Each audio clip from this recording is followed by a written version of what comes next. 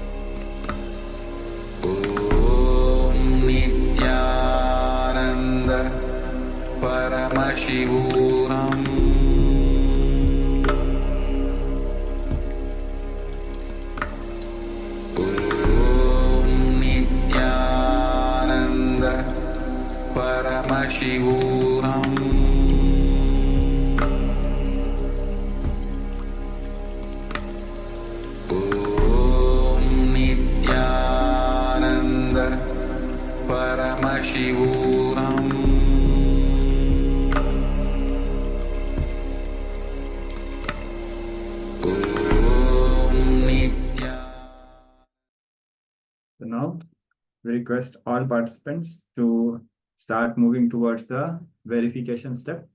Please settle down. We'll give you a few minutes to measure the change in temperature.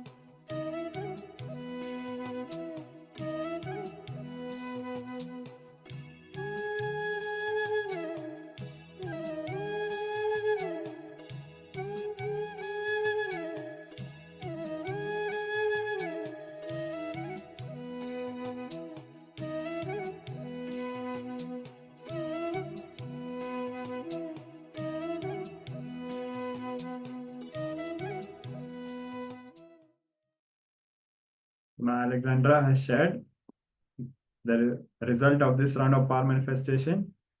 So it is 33 degrees Celsius, and it is same as what it was before the manifestation. So this is how Paramashiva has expressed and manifested in this round of power manifestation, which is perfectly fine, as this is how Paramashiva is manifesting through us and revealing to us what we need to experience. So a round of applause for Alexandra and all the participants. So let us understand that this is not a no manifestation. The difference is zero, but it is not absence of manifestation. Every time when we are manifesting the powers, it is Paramashiva's energy. It is Swamiji who is expressing through us and manifesting through us. And we just need to celebrate each happening as it is expressing. And the more we celebrate, the more the powers will manifest. So with this, let us now move ahead. In the next powerful revelation by Swamiji, we will be learning about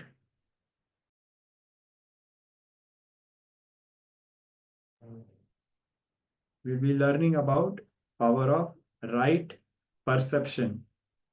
So now let us come to the space of listening as we move ahead to this powerful revelation.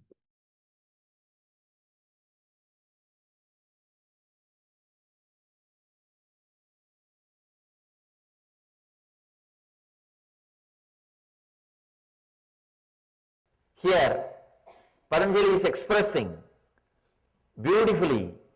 First, he is talking about right knowledge. Understand what is right knowledge. Pratyaksha, Anumana, Agamaha. It's a beautiful word. Pramanani, Pratyaksha, Anumana, Agamaha, Pramanani. Means perception through senses, right knowledge. It's very difficult to translate these Sanskrit words like agama, pramana. That is why I am using a book which has 12 translations. And I have my own translation. See, each master has translated this aphorism from his understanding. So he has compiled 12 translations, which can really give the complete or a comprehensive idea about how the sutras are perceived, understood. So I have my own translation. Apart from that, I refer all these 12 translations. So that whichever suits or whichever is more close to the original sutra, I am trying to use that translation. Perception through senses, conclusion arrived at through the cognition, words of an enlightened master are the three ways to gain correct knowledge. Perception through senses, please understand. It means your senses should be pure and fresh, not the perverted senses. If your senses are tired, overworked, overwhelmed, it cannot give you the right perception. If your senses are tired, the moment somebody enters the room, you will feel he is going to fight with you. If you are tired, you will always be expecting enemies. If you are alive, fresh, even your enemies will look like challenges for you. They won't look like enemies. You will feel, it's life, let's live. If you are tired, if you are feeling dull, even your friend will look like enemy. When he enters, oh God, I have to talk to him. I have to entertain him. He will not leave me. He will be inquiring, how am I? What am I doing? Oh, no, no, no. If somebody takes him away, it will be very nice. If you are tired, even your friend will look like an enemy. He'll say, oh God, how to get rid of him. With a fresh, alive, pure senses, whatever is grasped, that itself can be proof. The three things to measure whether something is truth, right knowledge or not. First, through senses, sensory perceptions. Second, conclusions arrived at through that cognition, through that senses. When you perceive through senses, you analyze the data inside you and come to the conclusion. That is what we call cognition. Receiving the information, processing it, coming to conclusion, taking a decision. That cognition can be the scale whether what you have is the right knowledge or the wrong knowledge. That cognition can also be the scale for pramana, proof of right knowledge. For example, if you are seeing me here, seeing is one proof, and receiving this information, internally coming to the conclusion, yes, I know him, I have heard him, I have experienced him. That is also source of right knowledge. The third important thing, very powerful thing, I think this is an important point. He says, Patanjali says, the words of an enlightened master is the third source of correct knowledge.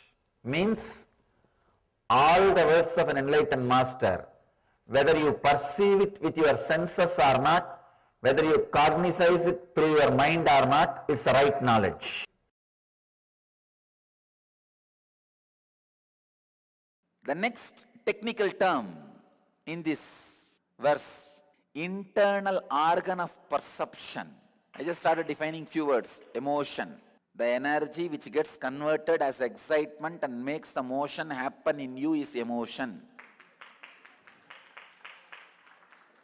Joy, the small vacation you give for yourself after continuous natural torture you do to yourself. Pain, the payment you give for being in, is pain. First, like when you learn any subject, how you are given a dictionary. When you learn English, you are given English dictionary. When you learn Tamil, you are given a Tamil dictionary. When you learn Sanskrit, you are given a Sanskrit dictionary. Same way, when you learn life, you should be given life dictionary. Where is life dictionary? Internal organ of perception is the spark came out of your life source, making organs alive and perceive, process information. Understand this example. A heap of rice after digestion. A fly is continuously sitting between these two. The rice after digestion is your organs. The heap of rice is your self, means the cosmic self, life source. This bee which is moving continuously makes this heap of rice after digestion feel it has life. That is internal organ of perception. Because this fly is moving so fast between these two, this heap also starts feeling, I am also alive. I am also being eaten by somebody. But actually that heap is not being eaten by the bee. Heap is getting spoiled by the bee constantly sitting here after sitting there. If continuously it is sitting here, there, what happened? Whatever is stuck in his leg, it will come here. After 100 times, this whole heap of rice will look little yellowish. Now, unless visually I describe, how will you understand?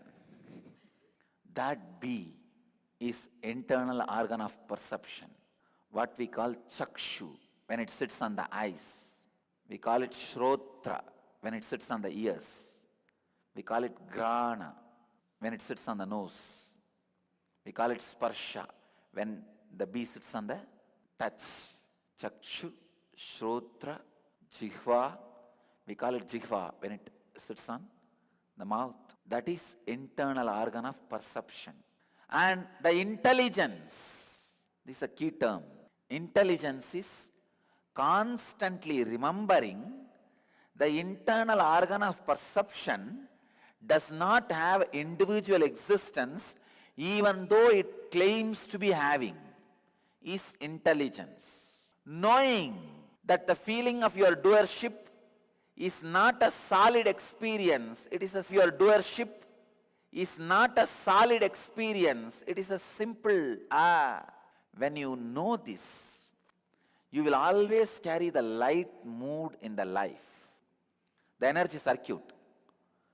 That energy circuit gets alive when your whole body laughs, when you are just laughing. The fellows who are laughing around will not be fooling around. If you are fooling around, you will not be able to be laughing around.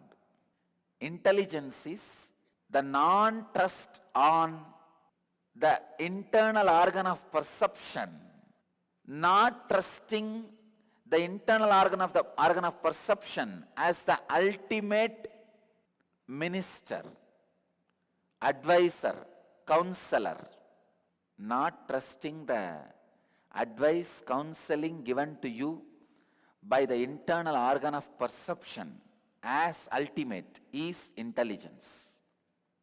Now, I have given you the definition of all the three technical terms. Understand the sacred secret from this verse. Sense organs, the internal organ of perception, and the intelligence are said to be the seat of this insatiable, all-consuming desire.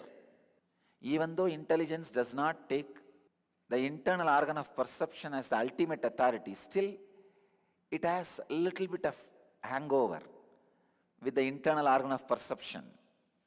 These three are the foundation on which all these insatiable desires, all-consuming desire pattern, I am not enough, is built. The embodied being, poor you, with his understanding leading to repetition of birth and death is bewildered. When you have the understanding, the internal organ of perception has more power than perceiving your doership, the false doership, as a real individuality. When you believe that, you are led to the repetition of birth and death and bewildered.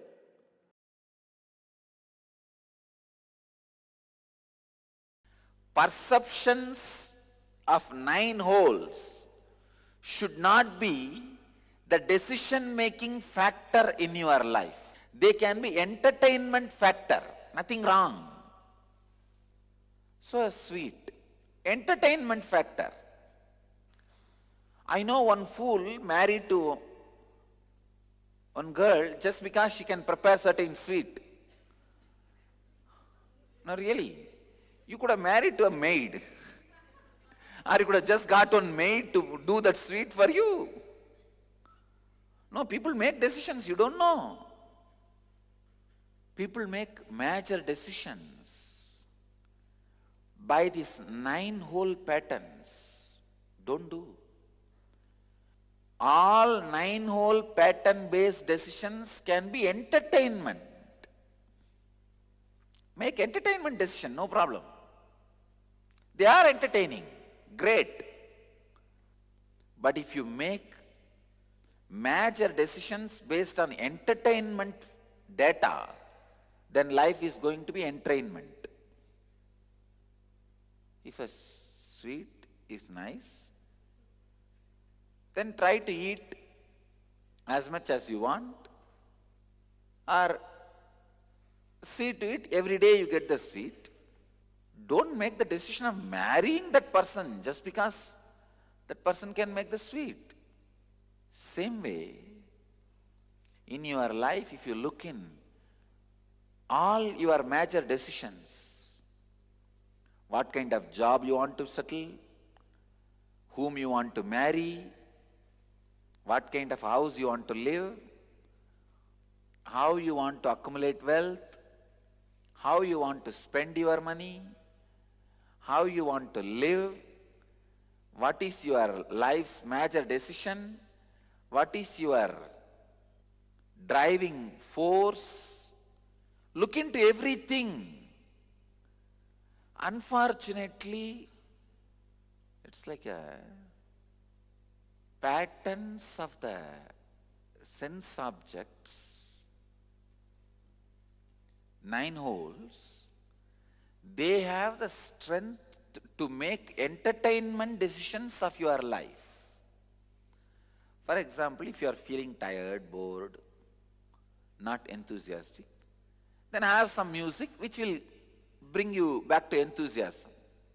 Have some sweet which will make life little tasty. Have some smell which excites you. So all those sense-based decisions are entertainment decisions. But unfortunately, you make life decisions based on that entertainment input. This is like just because you like the smell of the flight, you decide to buy your own flight and whole life you are flying this side to that side to this side of the world. Or if that smell of the flight you are enjoying, get that perfume and put it in your room. Make entertainment decision based on that pattern. When you make major decisions out of sense pattern, you are called fool. Every year, one day is dedicated for you, April 1st. I wanted to give 101 definition of fool. When you make the decision of major decisions of your life based on the ordinary senses inputs, which is worthy of only entertainment decision, you are fool. What's the other 107? Just, yes, same, that's all. See how many of your major decisions in the life you are taking. It is like a You are asking what to do in your life. The joker in the circus, he can entertain you for 1 hour. You go and tell, wow, nobody gave me so much of joy like you for last 1 hour. It will be nice. I would like to marry you and live for you.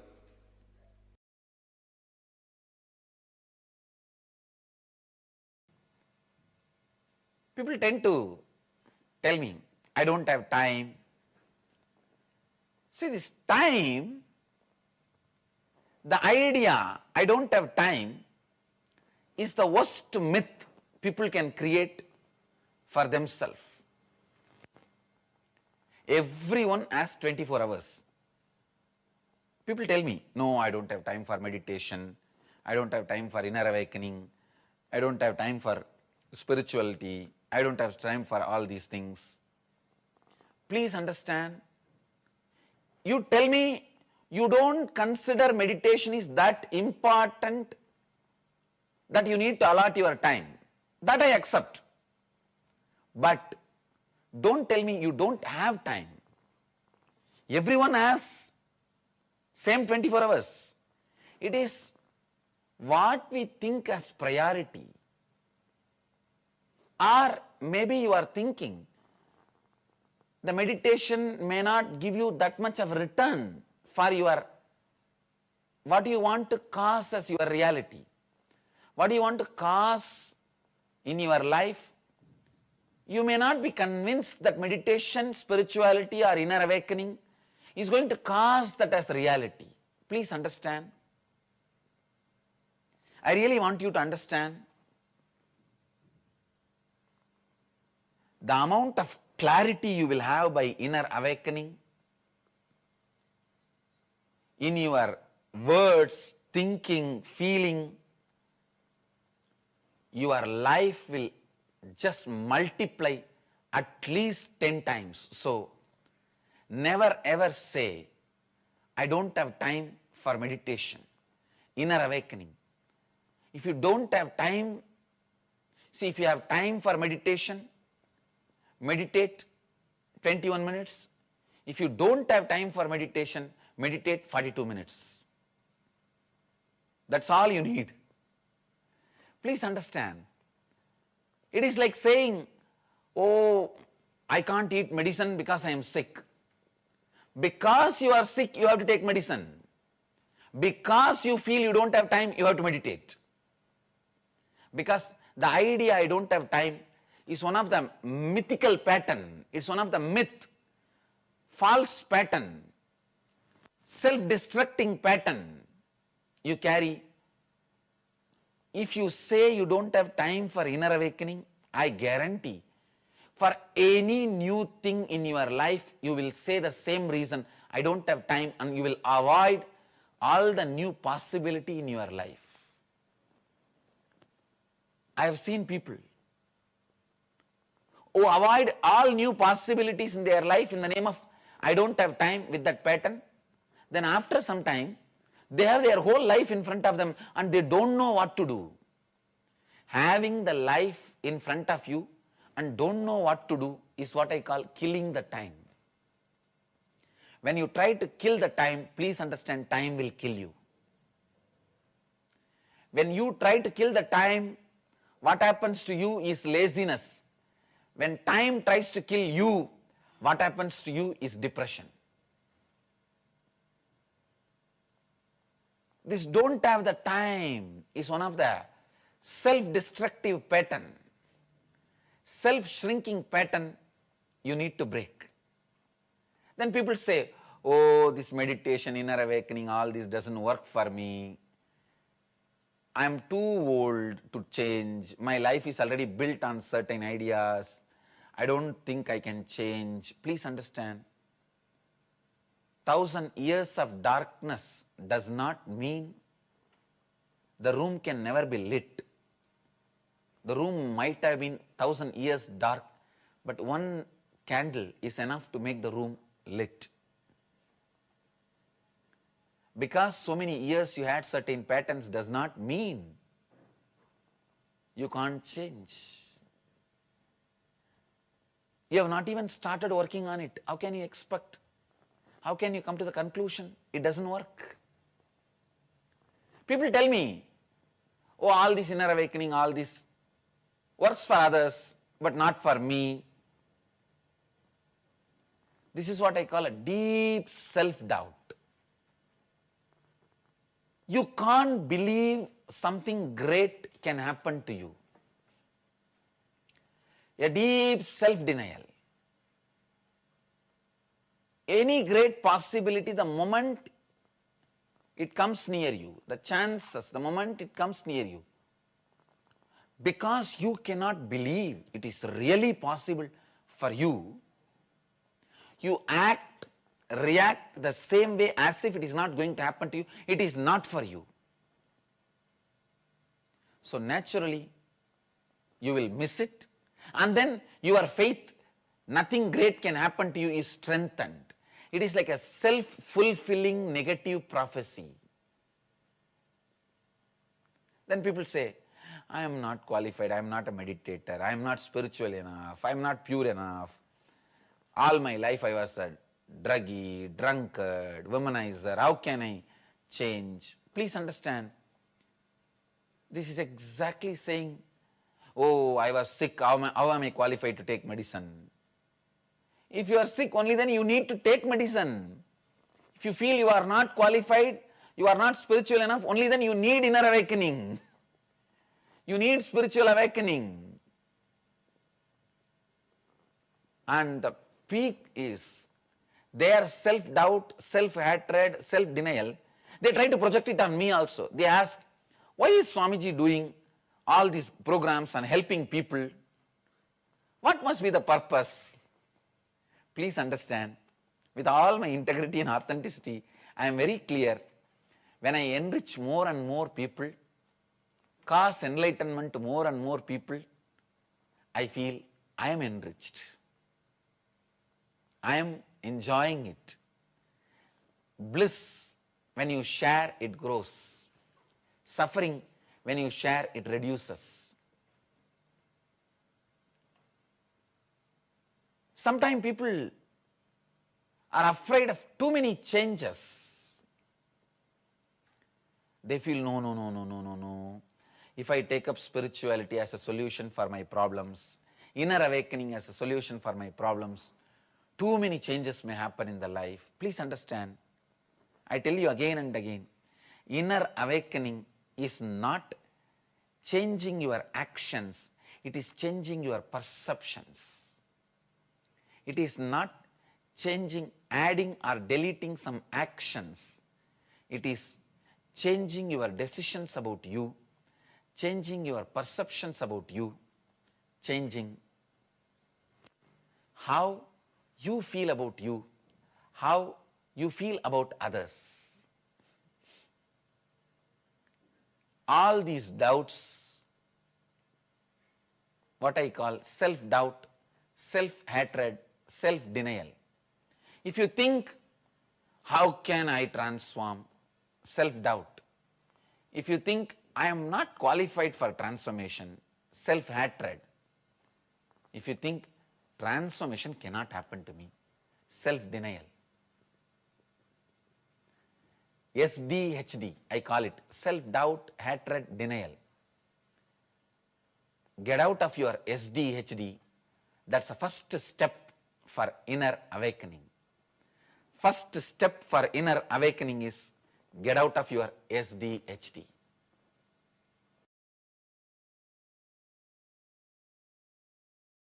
In it, understand, don't start rumors. Don't start rumors, even in a jovial way. You will be caught by your own rumors. You will be caught by your own words. The words which you create, I have seen many times.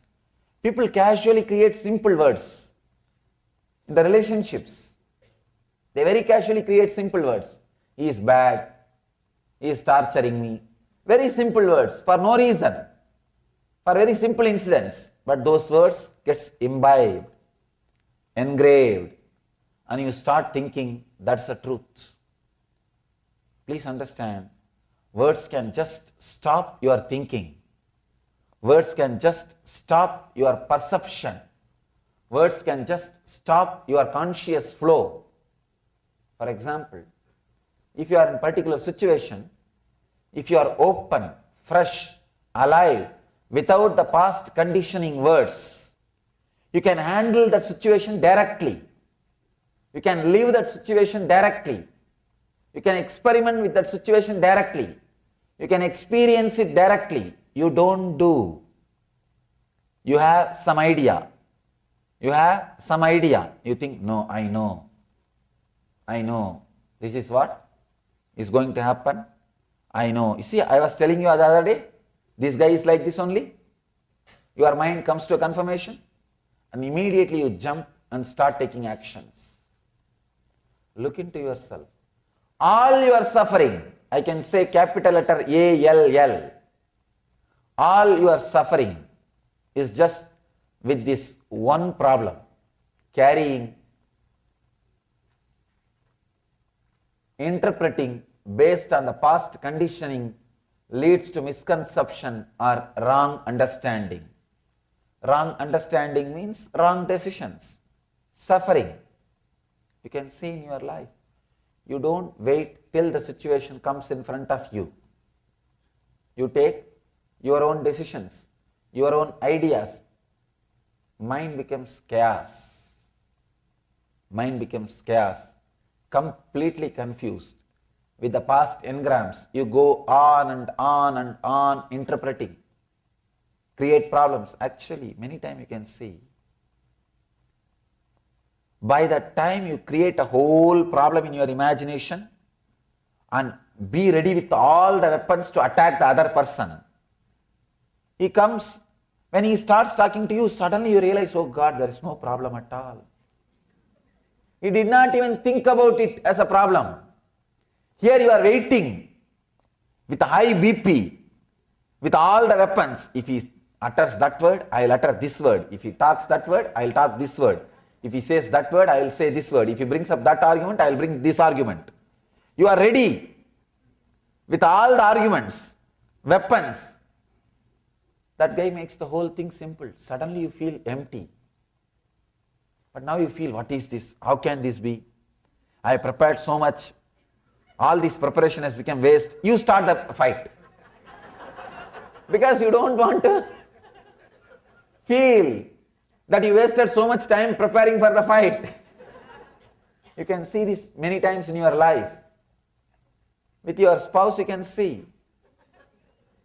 You can see by the time she or he comes back from the office, you are ready with all your arguments. Sometimes you even start taking notes on the refrigerator. There will be white paper and these guys take all the notes not to miss the points. You are ready with all the arguments. But when the other person comes back, he doesn't even remember the whole fight. Doesn't even remember the subject. But what to do now? It is too much for you. You cannot leave what you prepared. Now whatever you prepared, you have to express it. You start. That's the way life goes on. Understand? Our judgment based on generalization, we need to understand an important truth. We think in a generalized way, but we live in a localized way. Our day-to-day life is dealing with one person, one situation, but your mind always generalizes. Always generalizes. I have seen many times. People have their own weird ideas, weird opinions, weird concepts. It is just impossible. Small story. One guy goes to a psychiatrist. Psychiatrist sees his behavior and all those things. He says, I'll surely try to help you. I think you have a problem that you are thinking you are a dog. That guy says, yes, small dog with a black and brown patches. Don't you see me? Doctor says, don't worry. I'll try to help you. Can you first lie down first in that couch? I'll see and try to find out the root cause of the problem. That guy says, no, I cannot do that. Doctor asks, why? No, I am not allowed up in the furnitures. Understand? If you are convinced about something, you are too strong. Instead of going to the roots of the problem, you go on, hold on to the surface. You hold on to the surface. You know, if you go to the root, the problem may disappear. But the problem is your companion. You may feel lonely. If you don't have anything to worry, suddenly just think. Suddenly, if all the worry from you is taken away, what will happen to your life? You will feel empty, alone, lonely. I think that will become a big worry. That will become a big worry. So you don't want to look into the roots of the problem.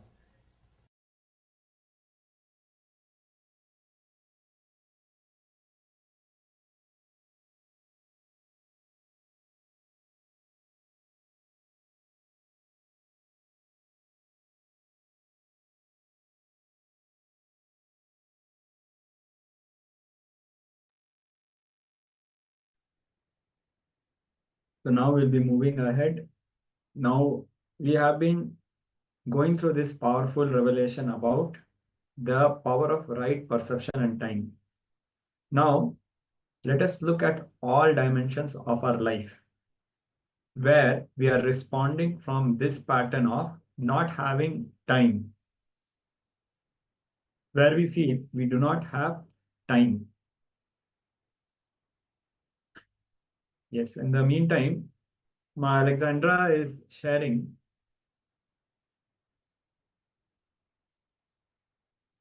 a click. She's sharing a click that we don't want to look into the roots of the problem because we may feel lonely without the problem whom we have wrongly associated as our friend.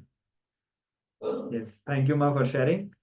And Swamiji has also revealed this to us, that how many times we are very strongly clutched with our problems. Even if one solution is given for one problem, we start holding on to the next problem.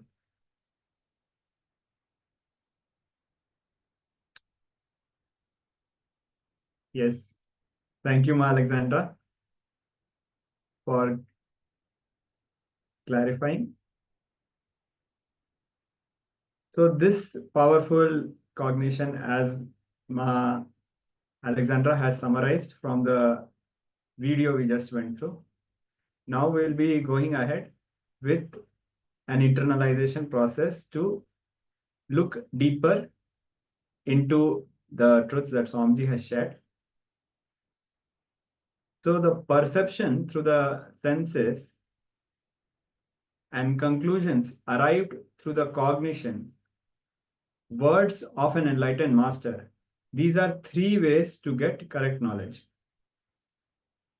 First is the perception through the senses. Second is the conclusion arrived at through cognition. And third is the words arrived from the master.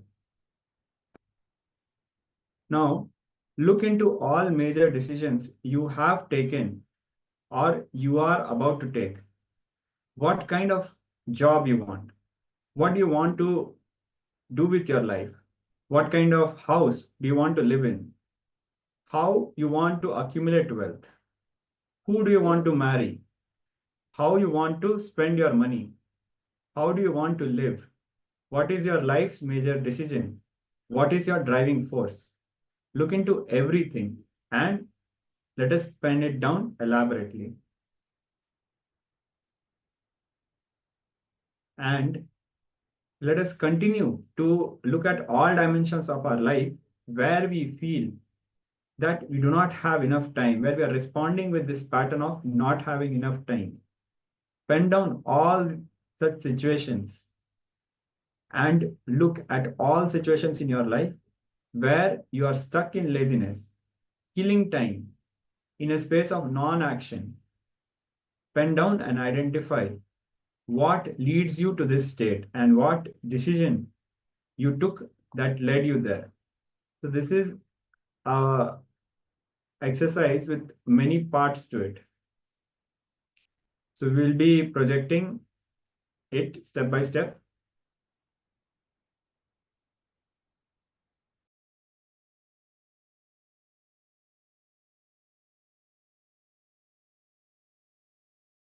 So we'll be first projecting the first set and we'll be moving ahead with the next step after this. So spend a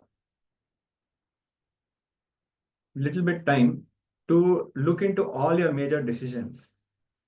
As before we enter into this aspect of looking into how on one side we are stuck and respond with a pattern of not having enough time, and on the other side we are stuck with a pattern of laziness, killing time.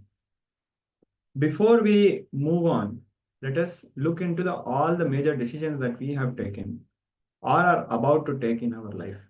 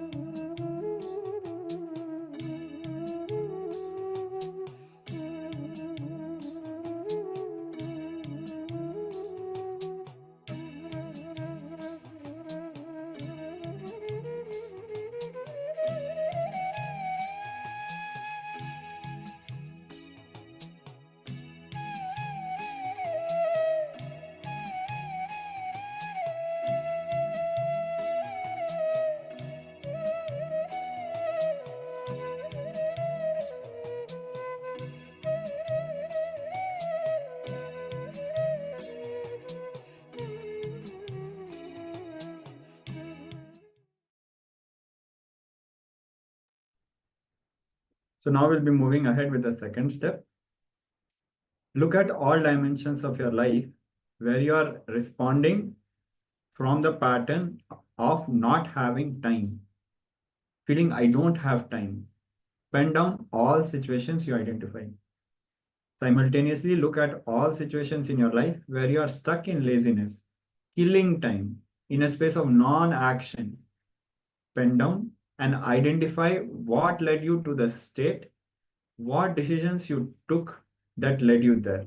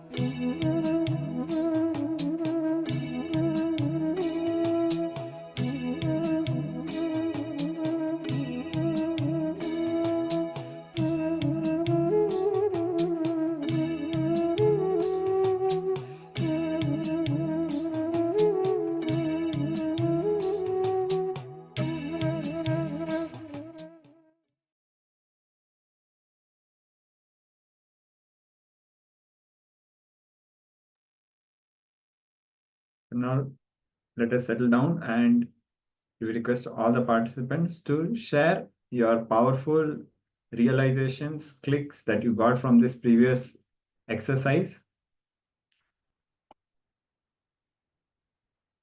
So as you're sharing, please share at least few examples, one example of the contrast, how one side we feel we do not have time, we are stuck in the pattern, and one example of how we are just killing time by laziness.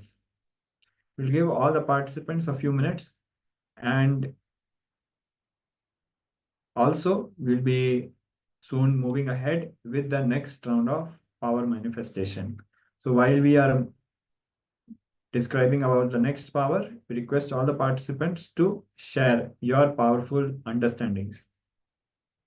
Now we'll be moving on into the next round of the power manifestation. We'll be doing the same power as the previous one. So start checking your temperature of your body. With the thermometer that you have, we can see the participants have started checking. And note down what is the degree of your temperature, so that once the power manifestation is completed, we can again test it like the previous round. And start chanting the Mahavakya, Om Nityananda Paramashivoham, and start connecting with Swamiji through the Advaita space. And concentrate on your third eye between your brows, and have the powerful will in your heart that you will manifest this power. And from that willpower, give the command for your body to change temperature. So we know we'll also be projecting the instructions for all the participants. And also we'll be playing the Mahavakya. You can also start chanting the Mahavakya loudly, so that all the inner chatter dies down. When we start chanting the sacred Sanskrit chants like Mahavakya would say, all the inner chatter, our mind continuously thinking without non-stop, will stop, and we will start experiencing the Nirvikalpa Samadhi. When we fall into Samadhi, the power manifestation will automatically happen. Having this as the powerful cognition, now let us start.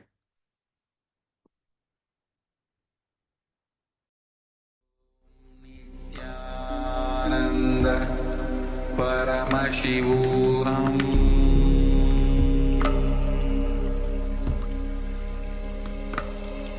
Om Nityananda Paramashivoham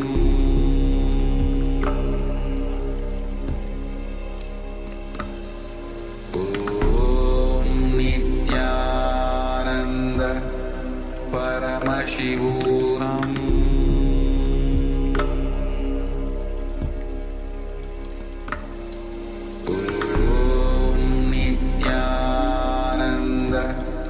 Paramashivoham Om Nityananda Paramashivoham Om Nityananda Paramashivoham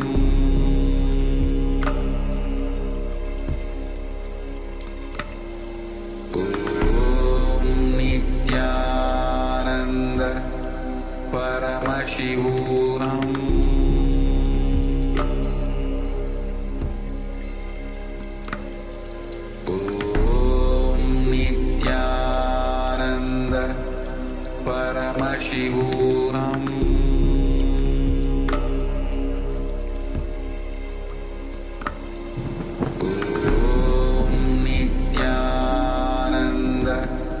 Paramashivoham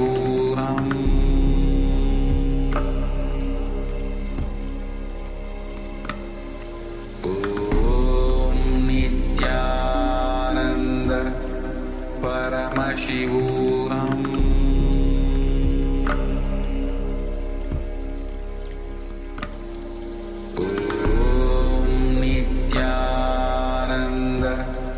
Paramashivoham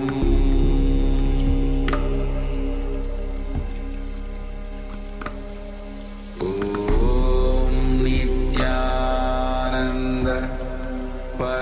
Paramashivoham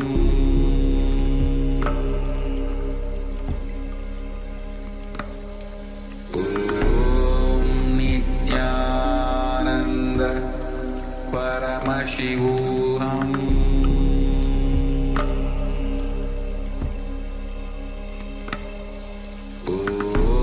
Om Nityananda Paramashivoham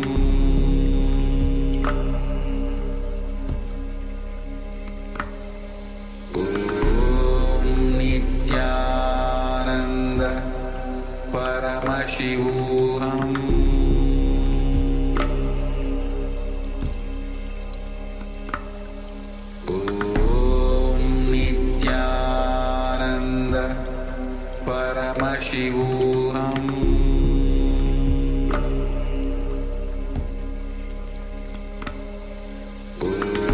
Om Nityananda Paramashivoham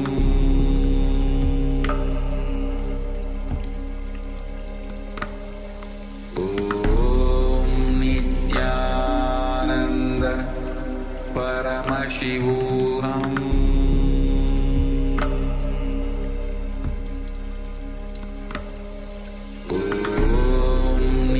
Nityananda Paramashivoham Om Nityananda Paramashivoham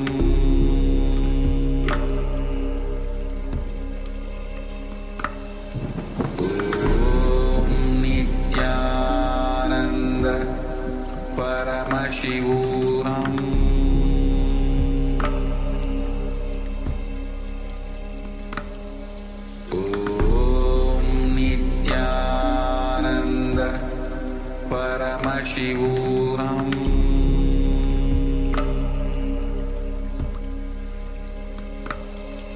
Om Nityananda Paramashivoham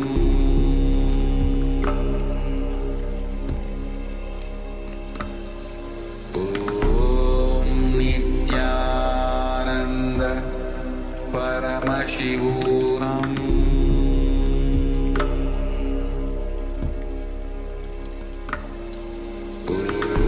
Om Nityananda Paramashivoham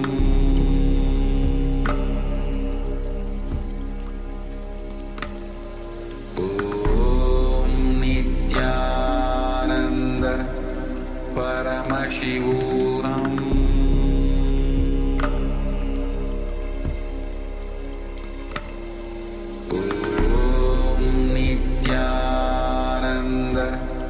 Paramashivoham Paramashivoham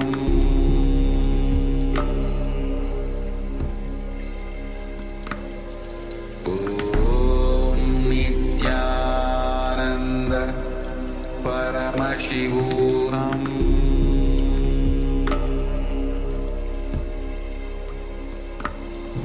Om Nityananda Paramashivoham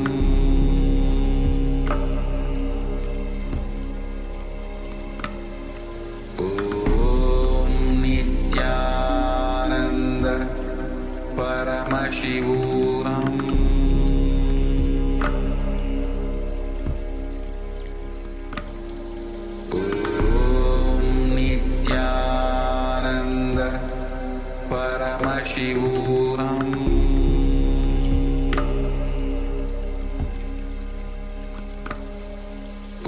Om Nityananda Paramashivoham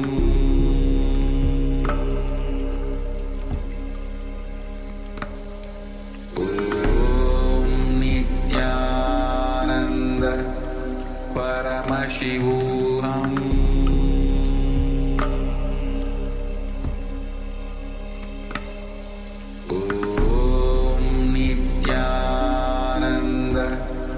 Paramashivoham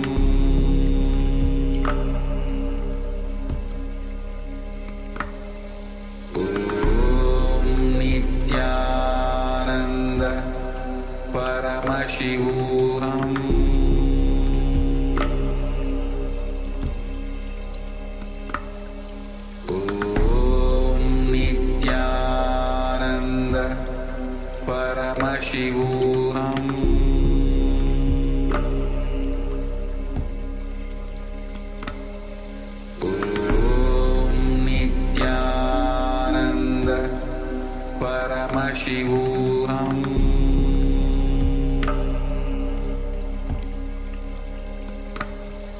Om Nityananda Paramashivoham. Now, relax and start the verification process. Once again, check with the thermometer. Check the temperature of your body. And let us know in the chat if there has been any difference, any manifestation that has happened.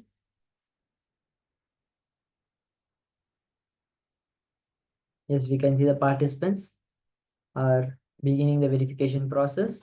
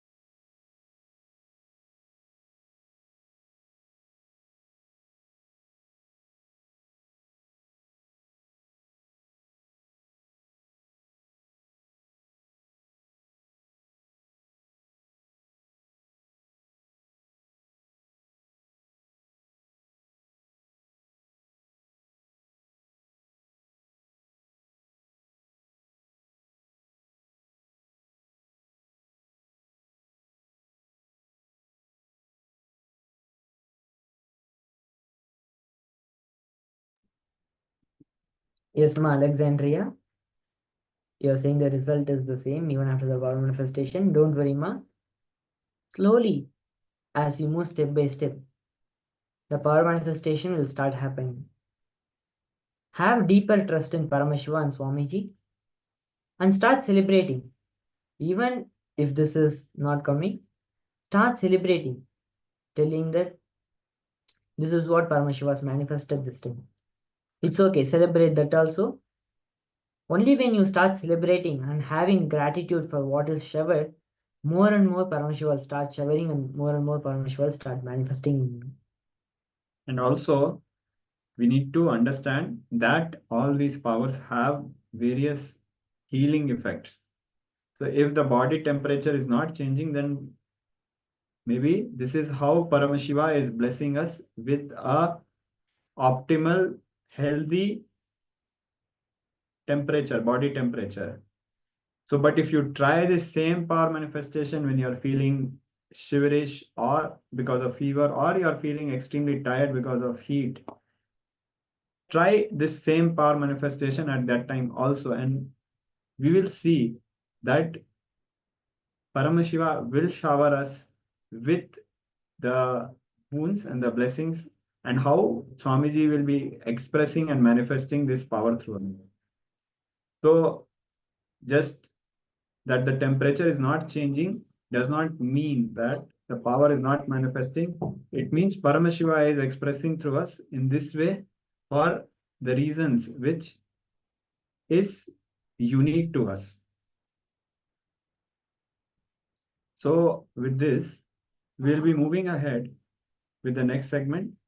And for the previous segment, if any of the participants would like to share the results, share their powerful clicks of how one side we often feel that we do not have enough time, and on the other side we are often just out of laziness spending time and killing time. If any of you have any powerful clicks to share, please put in the chat.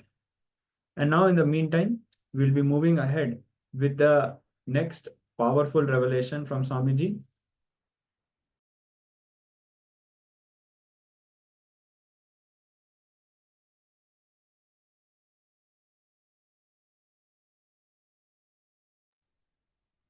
So now we'll be moving ahead with this powerful revelation by Swamiji on how universe is our reflection. In the previous revelations, we learned how the universe, the participatory nature of the universe, how our participation changes the universe. And now we are going to move ahead and understand how the reflection, the universe is reflection of our inner space, how both the Brahmanda and the Pindanda, both are a reflection. So now let us move ahead with this powerful revelation.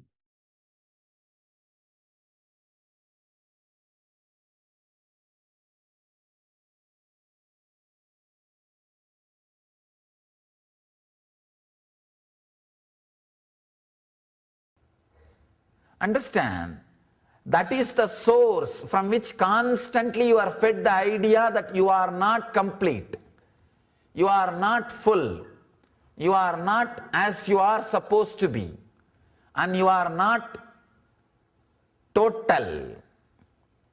These ideas are taught to you so that you will be constantly made to run, to create bigger and bigger infrastructures. Beautiful definition of Kshetra. Kshetra means the cities developed by the Vedic masters. That is why in India we took care, never the leadership was given to a king who is egoistic and constantly mad after expansion of infrastructure. It was all policy decisions was always under an enlightened master, Rajaguru. All policy decisions was under Rajaguru, enlightened master, because he knows how to plan, and he was constantly taking care. Only the fulfillment was expressing. Here, Mahadeva says, as you see many suns in water, from one sun, so see bondage and liberation. So many suns are seen in the water. When you look at the root, you will see only one sun. The source is one. Clearly understand, bondage and the liberation, both words are just relative. They are only relative. They are not ultimate truth. If you think you are in bondage, you need to be taught you are liberated.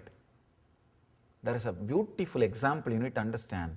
One guy who was standing in the corner of the room, facing the corner, two walls in front of him, corner, he is facing the corner. Suddenly he got into the idea, he is in prison, he is caught. He is hitting this wall, he is hitting that wall, I am bound, I am in prison, save me, God save me, oh Guru save me, oh this save me, oh that save me, release me, liberate me. Master, all he does is, from the behind, shouts, fool, turn. The moment he turns, suddenly he realizes, third side there was no wall. Third side, there was no wall. And he tries to escape. He tries to run. God, I am free, let me run and escape. Master says, fool, relax. You have never been in bondage. Why are you trying to escape? Run. Look around. Then he realizes, not only third side there was no wall, there was no gate anywhere. It was just two small walls meeting in one corner. He himself voluntarily went and started fighting with that walls. Neither the walls bound him, nor they invited him. He went and started fighting with the walls and started thinking, believing he is bound. He is in bondage. Understand, bondage and liberation are relative. They are only two words, relative words. There are so many beautiful truths, revelations can happen in you when this idea awakens the non-mechanical parts of your brain Understand one more important example. I always love to tell this story, this example. You are always afraid of unclutching or remembering that you are liberated. You wanted a clear mental setup so that your moral standard and life standard, internal and external lives will be same, smooth, as you think, what you think as order. No. In Indian villages I have seen, they will catch these monkeys if they enter into the city and leave them back in the forest. They have to catch them without poisoning them. So they will keep a small pipe inside which their hands can go. They will keep that pipe, and the other side they will keep a small sweet. This monkey will put the hand in the pipe and catch that sweet. After it catches the sweet, it will try to take the hands out, it will not come out. It will try its best to take the hand out. This fool does not understand, if he lets go the sweet, hands will come out. He will not let go the sweet. He will not leave the sweet. He will be holding on to that sweet or that item, the fruit, and he will be trying to take the hand out. Just because of his own closed hands, he will not be able to take his hands out of the net. And this fellow will be playing and pushing and pulling like this for hours. And that guy who put the net, the hunter, will slowly come and catch the monkey and put in the cage and take it away. We don't understand. Just if you leave the hand, your hands can just come out, come off. There is nobody who is binding. There is nobody who is putting you in bondage. Another one important story, wonderful story. I have seen in Indian forests, hunters catching birds. They will catch the birds. There will be one small stick hanging in a rope.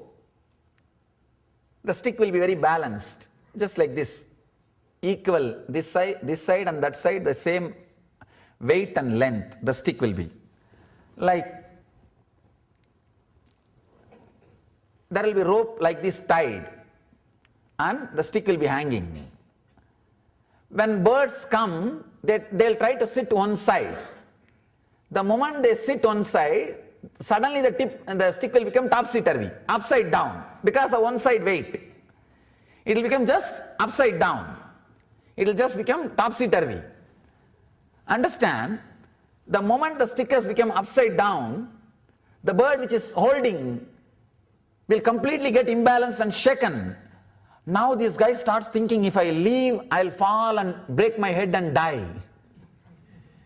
If I let go the stick now, I'll fall and break my head and die. He will be just hanging, trying to flutter his wings, trying to shake, trying to move, trying to bring that stick to balance, trying to straighten that stick. No. Here Mahadeva says, continuously use this as a key. Understand, this is a very small key. Every step, remember, objects and desires, fear, worry, all the samskaras, just like how all of them are in my inner space, they are all there in everybody's inner space. Understand? This clarity can illuminate your whole life. Just it can awaken your whole life. Because every time when you are handling somebody, understand, if you are in that position, what all will be inside you, that everything is there in that person.